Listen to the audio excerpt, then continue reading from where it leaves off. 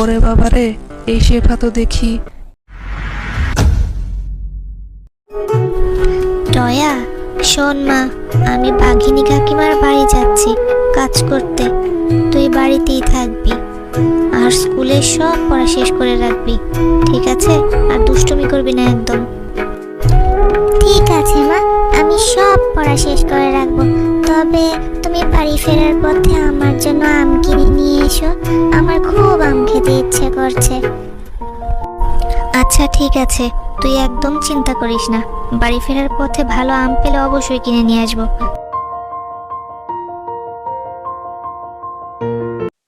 কি রে শেফা, তুই প্রতিদিন এত দেরি করে আসিস কেন? এটা কি তোর বাবার বাড়ি মনে হয় নাকি? যখন ইচ্ছা আসবি, যখন ইচ্ছা চলে যাবি। মাস তো শেষ না হতে আবার বেতনের জন্য পাগল হয়ে যাবি। টাকা কি গাছে ধরে নাকি? ঠিক মতন কাজ করবি না আর বেতনের জন্য পাগলামি করবি। কাকিমা, কোথায় আর দেরি করে আসলাম? মাত্র তো 5 মিনিট দেরি হয়েছে, আর প্রতি করে দিয়ে যায় সেটা তো দেখলেন না। আর আমাকে তো রেখেছেন আপনি শুধু ঘর ঝাড়ু আর রান্না করার জন্য, অথচ বাড়ির সকল কাজ আমাকে দিয়ে করিয়ে নেন। কই, এগুলো তো আলাদা করে টাকা দেন না। বাড়তি কাজ করা তো কি হয়েছে রে? কিন্তু মাস শেষ হতে তো আমার টাকাটা ঠিকই দিই। এমন তো না যে টাকা না দিয়ে তোকে বিদায় বেরোচ্ছি। হ্যাঁ কাকিমা, ঠিকই বলেছেন, টাকা তো দেন ঠিক আছে, কোনো মাসে একসাথে টাকাটা আমার হাতে দিতে পারেন না। আবার আপনি কথা শোনান, আপনার যে কাজগুলো আমি করে দিই এগুলো অন্য বাড়িতে কাজ করলে কমপক্ষে 10,000 টাকা আমি আয় করতে পারতাম, কিন্তু আপনি আমাকে মাত্র 6,000 টাকা দেন। তাও কত কথা শুনলাম, কত বাড়তি কাজ পাব। কত চেটান কথা। যা, তোর আর আমার এখানে কাজ করতে হবে না। এই সময় কাজ পাওয়া কত কঠিন তুই জানিস? যা অন্যের বাড়িতে কাজ খুঁজে নে। অনেক মানুষ আছে আমার এখানে কাজ করার জন্য, ওদেরকে আমি রেখে নিব। তুই আজকেই চলে যাবি, আর আমি মাস শেষ হলে তোর টাকা দিয়ে দিব।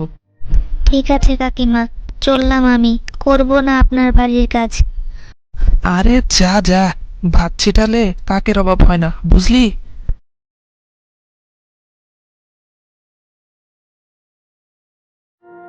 রাগের মাথায় তো কাজটা ছেড়ে দিয়ে এলাম, এবার কি করব এই কথা তো ভেবে মাথা খারাপ হয়ে যাচ্ছে।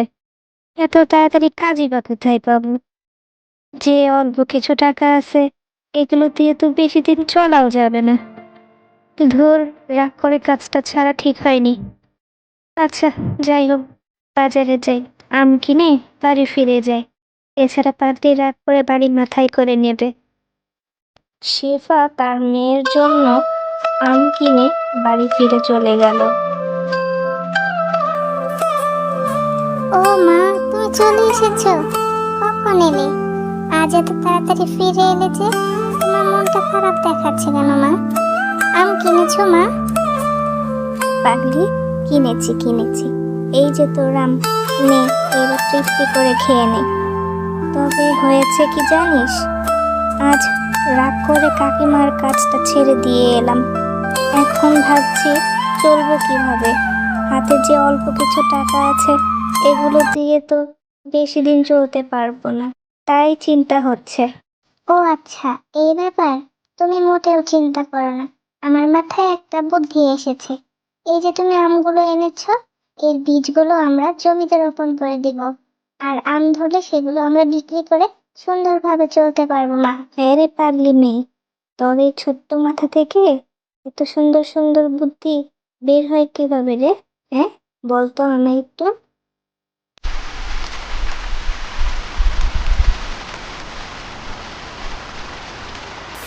মা, দেখেছো বাইরে কি সুন্দর বৃষ্টি হচ্ছে?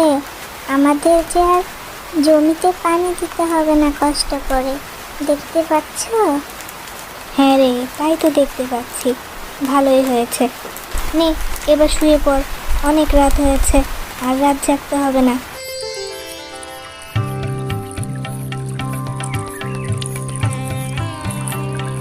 ও মা, মা, দেখে যাও, দেখো না আমাদের কাছে কত আম ধরে আছে।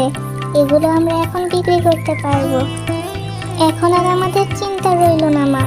হ্যাঁ রে টয়া, তুই একদম ঠিক বলেছিস। তবে আমি চিন্তা করছি, এই আম কেউ কি কিনবে বলতো? কেন মা, কিনবে না কেন? সবাই কিনবে। যদি আম না কিনে আমের শরবত বিক্রি করবে তবে কিনবে।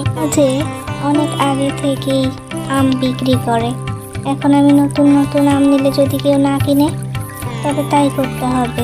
তোর কথা মতো আমের শরবতই বিক্রি করতে হবে। হ্যাঁ মা, তুমি তাই করো, আমের শরবত বিক্রি করো। বাজারে তো আর কেউ আমের শরবত বিক্রি করে না, শুধু তুমি করবে যে।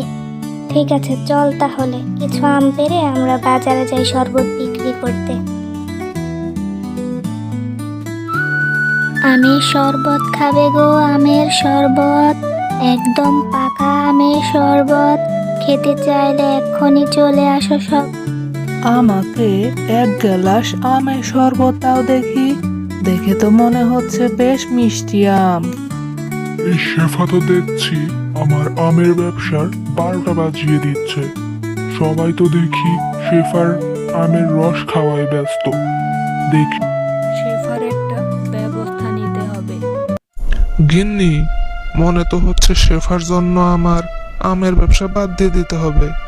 সবাই তো দেখি শেফার আমের রস খাওয়াই ব্যস্ত, আম তো কিনা পুরো বাদ দিয়ে দিয়েছে।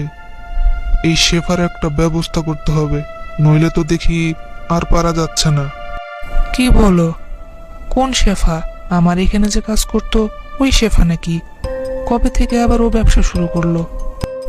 ও আচ্ছা, তবে এই ব্যাপার। ঠিক আছে, তুমি একদমই চিন্তা করো না, আজকে রাতে যা ব্যবস্থা করে ফেলবো।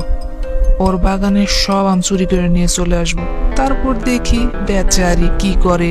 চলো।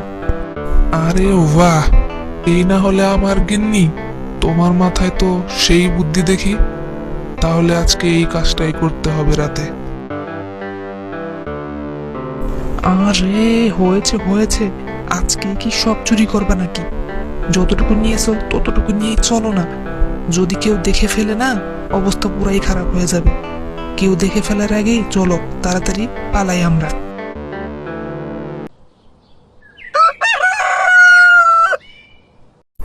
মা, গাছে তো দেখি আম নেই বললেই চলে। মনে তো হচ্ছে রাতে আম চুরি হয়ে গেছে সব। কি এখন করব বলো তো? হ্যাঁ রে টয়া, তাই তো দেখতে পাচ্ছি। কে আমার এত বড় সর্বনাশ করলো ভেবে পাচ্ছি না। কি করব এখন এটাও ভেবে পাচ্ছি না। এখন সংসারটা কিভাবে চালাবো বলতো? আহা মা, একদম চিন্তা করো না তো, আমার মাথায় একটা বুদ্ধি এসেছে। চলো সেই কাজটা করি। এই যে আমগুলো আছে সবগুলো পেড়ে নেব, আর ওই আমের বীজগুলো চালের উপরে রোপণ করে দেব। তারপর রাতে অবশ্যই চোর আবার আসবে, কেননা চোরগুলো এই আমগুলো আবার নিতে আসবে। তারপর দেখি কি করা যায়।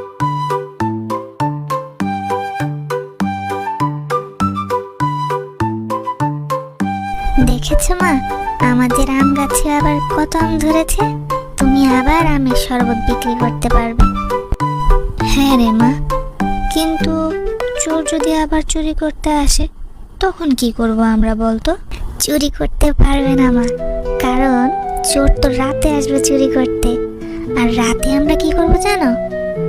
সেই গাছগুলোতে কারেন্ট দিয়ে রাখবো, যেমনি আম পাড়তে আসবে অমনি কারেন্টে শক। এই শেফা তো দেখছি আমার আমের ব্যবসার 12টা বাজিয়ে দিচ্ছে। সবাই তো দেখি শেফার আমের রস খাওয়ায় ব্যস্ত। দেখি শেফার একটা ব্যবস্থা নিতে হবে। কি গো, দোকান থেকে এসে সোজা বসে পড়লে যে, ফ্রেশ না হয়েই? আর তোমাকে তো বাজার আনতে বলেছিলাম, বাজার কোথায়? ধুর, আর বলো না, 2-1 দিন যাবত এই ব্যবসা শুরু করে আমারে পুরা মাঠে বসাই দিছে। ফকিন্নির শেফা, ও নাকি মিষ্টি রস বেচতেছে, সবাই ওর থেকেই কিনতেছে। আমার কাছে কেউ ভিড়তেইছেই না। কিভাবে বাজার করব বলো? বেচা কিনা না হলে এবার আরেকটা মতলব আটাও। কি করা যায় ভেবে বের করো তো। না, তোমাকে দিয়ে কিচ্ছু হবে না। দাঁড়াও, এবার আমাকে যা করার করতে হবে। ওরে বাবারে, এই শেফা তো দেখি কারেন্ট দিয়ে রেখেছে গাছে। মরে গেলাম গো, আমি একদমই মরে গেলাম।